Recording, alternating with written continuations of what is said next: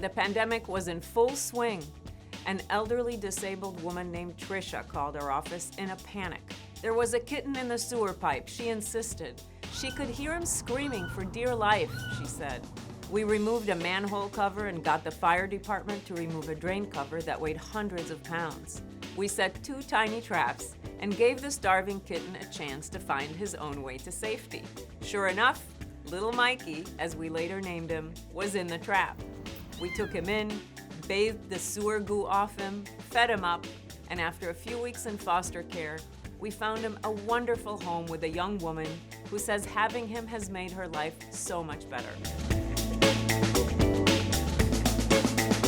I was out on a leisurely walk when I noticed a large glass item on the side of the road. It was a fish tank, but obviously I assumed that it was empty given that it was out with the trash.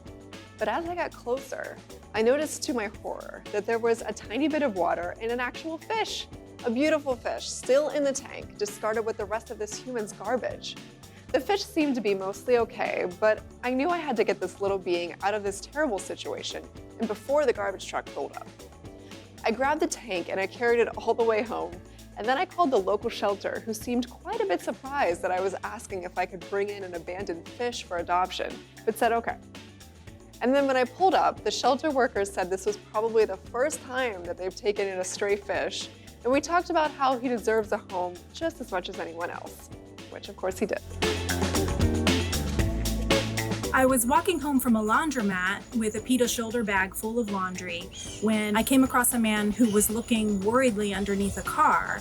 He said a pigeon had been hit in traffic and was now under the car. So I bent down, scooped up the bird, and placed her in my bag full of laundry. When the man saw the logo on the bag, he said, "PETA? Wow! So when an animal's in trouble, do you guys just show up?"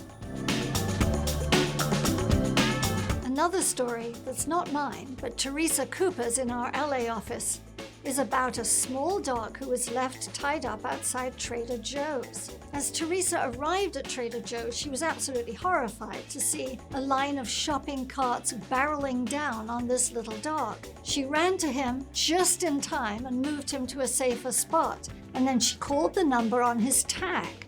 A confused-sounding woman answered, and Teresa asked if she'd left her dog out front, and she said she had. And she came out of the store immediately. Teresa told her that her dog was almost crushed by the shopping carts. And she also explained that dogs tied in front of stores get stolen all the time for awful reasons. And she pointed out how easily she had untied that dog and could just as easily have walked off with him. And then Teresa went on to point out that the woman's dog's toenails were overgrown. Teresa was struck by how apologetic and how amiable this woman was.